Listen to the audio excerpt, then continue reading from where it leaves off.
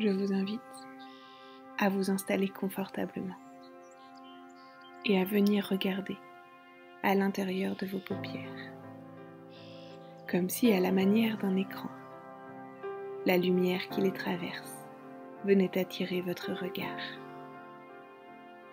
Elles vont à leur tour vous révéler un certain nombre de données. Il est probable d'ailleurs que la valeur de ce qu'elles ont à vous apprendre soit bien supérieure à n'importe quel média ou réseau social exploré.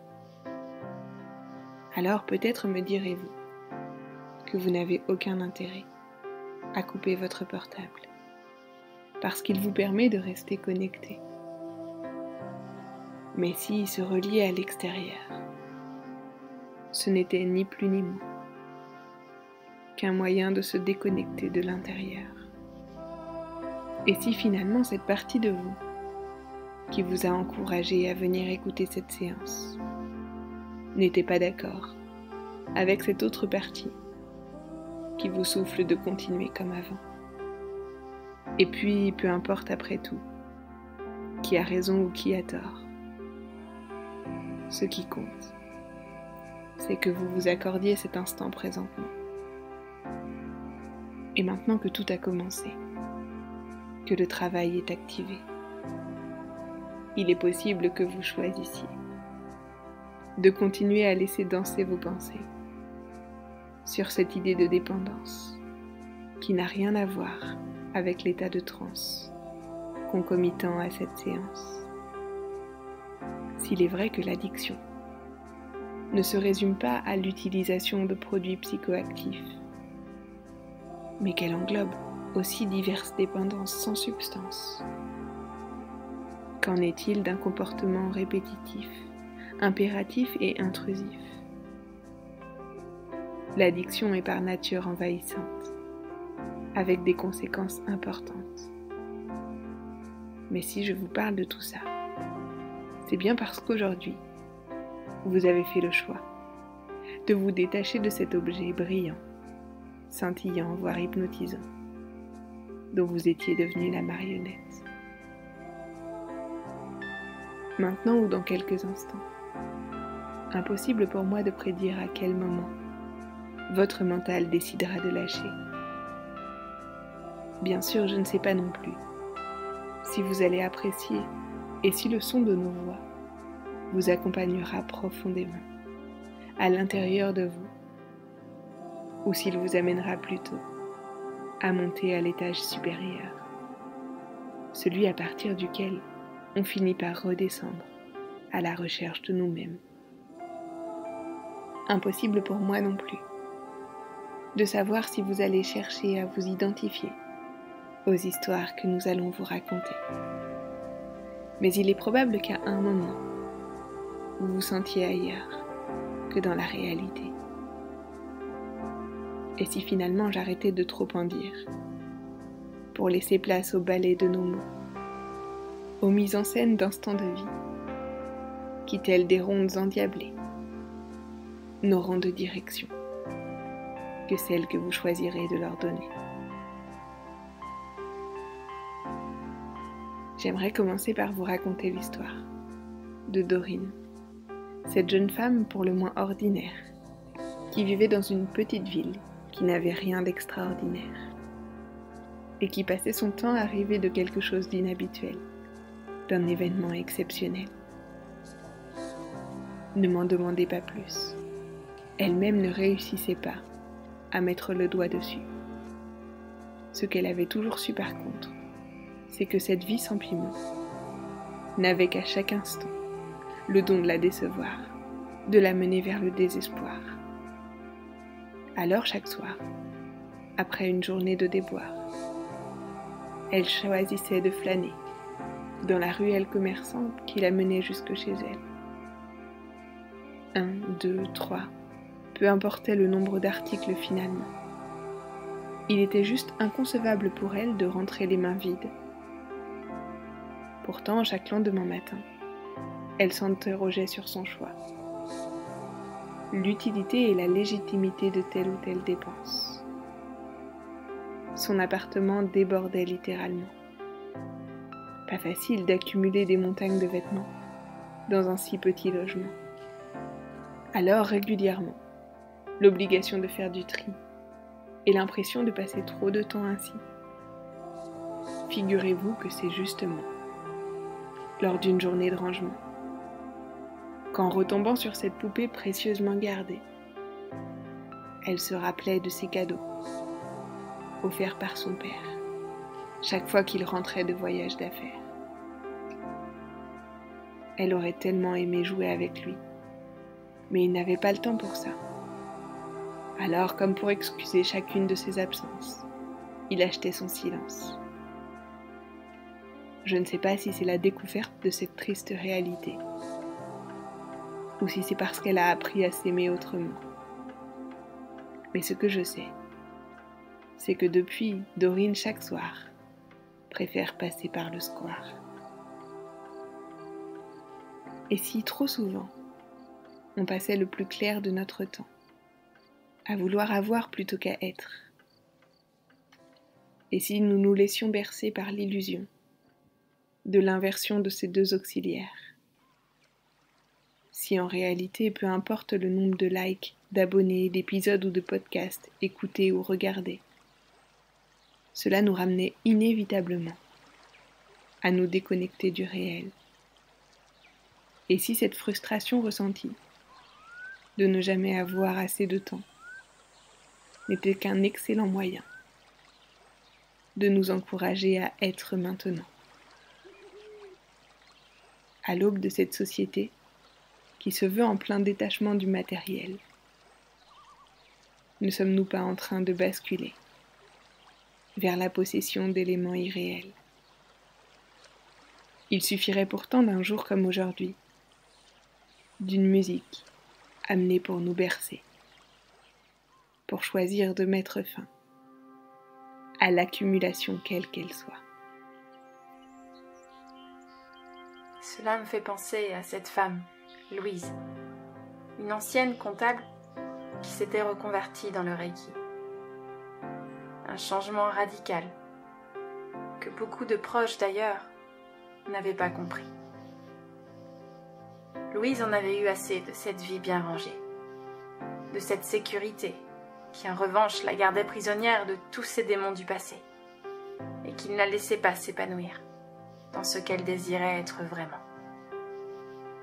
Ses collègues, quand ils apprirent la nouvelle, commencèrent à sourire, à la regarder comme si elle était perdue ou qu'elle recherchait désespérément de l'attention. Son chef tenta bien sûr de la dissuader. Après tant d'années dans la boîte, c'était tellement dommage de les quitter, surtout pour un travail qui, selon lui, n'en était pas un et qui n'avait pas de lendemain. Mais Louise, décidée, avait claqué la porte à tous ses préjugés et ses a priori que les autres avaient d'elle. Et après plusieurs formations, elle se lança dans son petit atelier de peinture qu'elle avait aménagé pour en faire son cabinet. Au début, elle n'avait évidemment pas beaucoup de contacts. Et puis Louise était de nature discrète. Alors, elle n'avait pas forcément développé de contact avec les voisins et les gens du coin.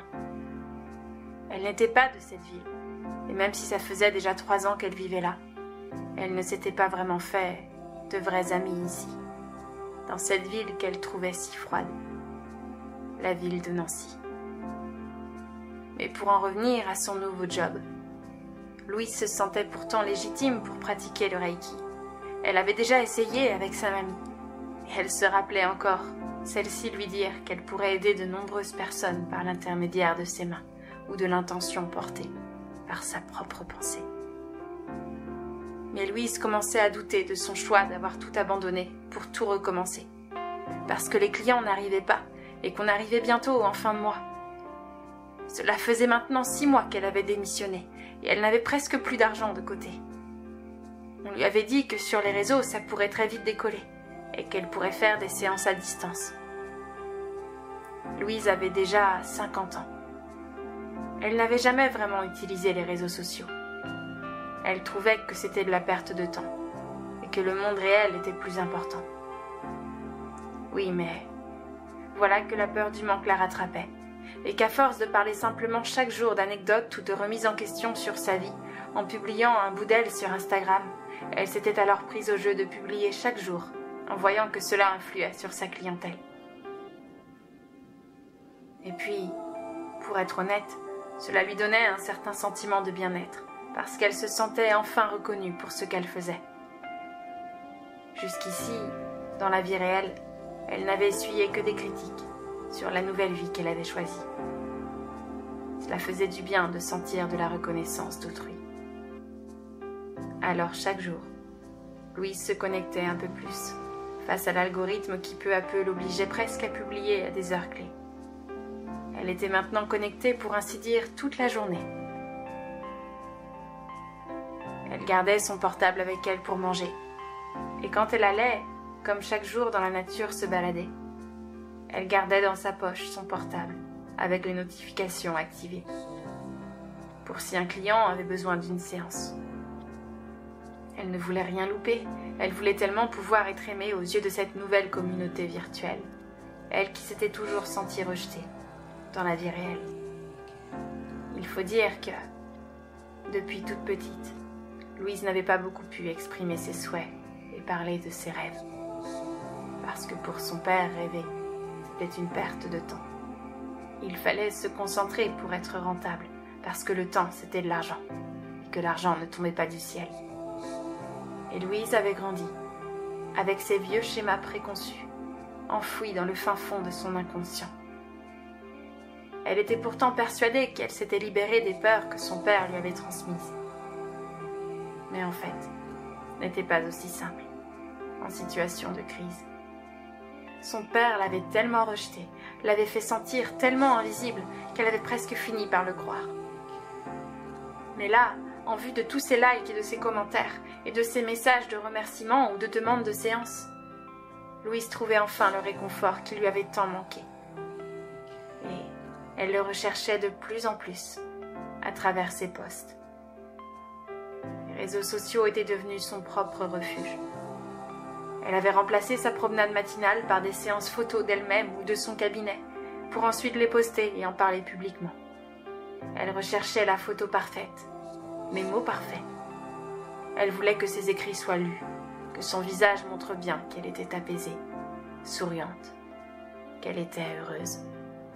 Mais l'était-elle vraiment? Un matin, en se maquillant devant le miroir, après s'être fait sa toilette, elle se rendit compte qu'elle était déjà en train de penser à comment s'habiller pour être en accord avec les couleurs de son cabinet et faire ainsi de nouvelles photos avec son chat, pour pouvoir les poster. Elle se fit peur à elle-même. Elle venait de réaliser qu'elle ne vivait plus pour elle, mais pour le regard des autres. Elle qui pensait avoir dépassé la peur du regard de son père, qu'elle avait eu enfant, et même en grandissant. Elle avait finalement reporté cette peur sur tous les gens qui la suivaient virtuellement. Elle avait renoncé à elle-même pour de la fausse perfection. Elle s'était complètement oubliée. Elle avait laissé ses besoins s'enterrer, uniquement pour se sentir acceptée.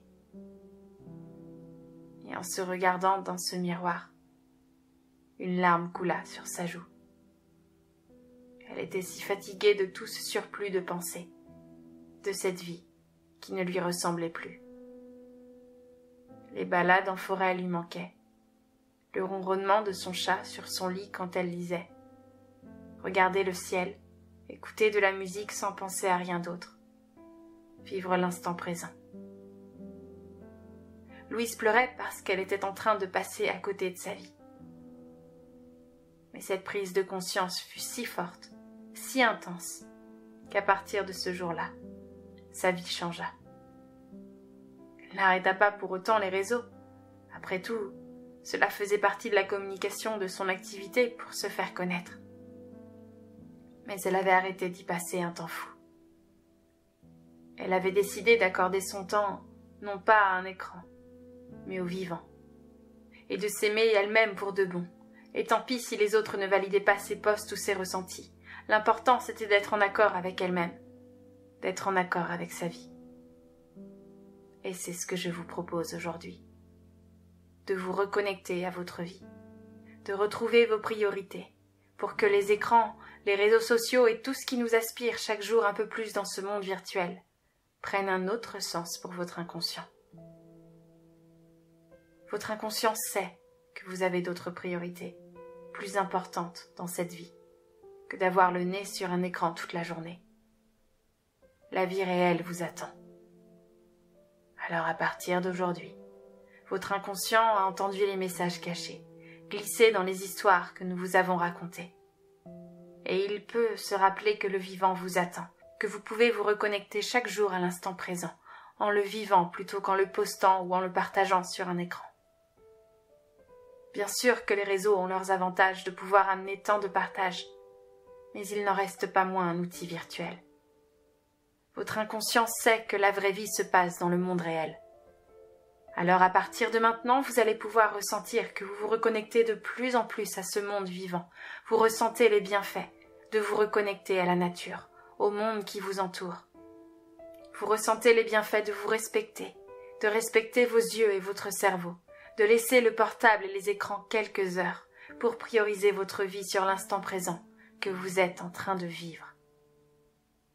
À partir de maintenant, vous vous libérez de cette dépendance aux écrans et vous comprenez qu'elle était peut-être liée à ce besoin de reconnaissance, ce besoin d'amour que vous n'aviez peut-être pas trouvé dans la vraie vie. Peut-être que cette dépendance était aussi liée à la peur de manquer, parce que dans cette nouvelle communauté, vous aviez trouvé des clients susceptibles d'être intéressés par votre activité ou vos partages. Peut-être que cette dépendance était aussi liée à la peur de manquer des choses importantes, comme quand, avant, les gens loupaient les informations à la télé, et qu'ils avaient peur d'avoir tout loupé, comme quand les gens font les soldes en pensant qu'ils vont louper la bonne affaire, alors que la meilleure affaire serait peut-être de ne rien consommer, si cela n'est pas utile.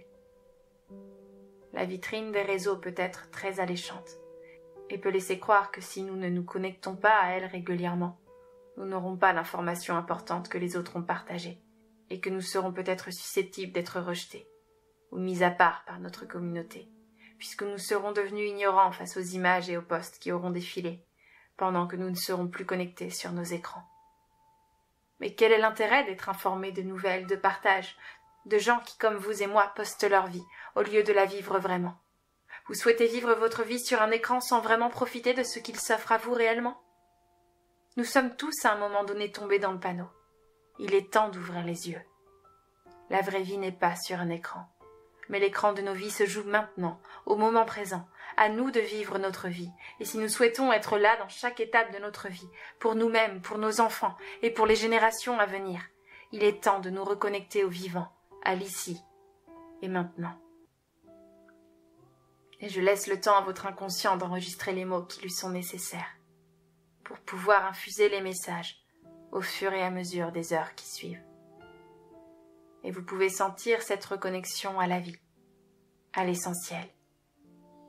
Vous êtes libéré de la dépendance aux écrans, la dépendance au réseau. Et à partir d'aujourd'hui, vous allez tout mettre en œuvre pour cela. Et vous allez pouvoir sentir petit à petit votre corps se désengourdir. Et quand vous le souhaiterez, à votre rythme, vous pourrez revenir ici et maintenant, au moment présent, et rouvrir les yeux.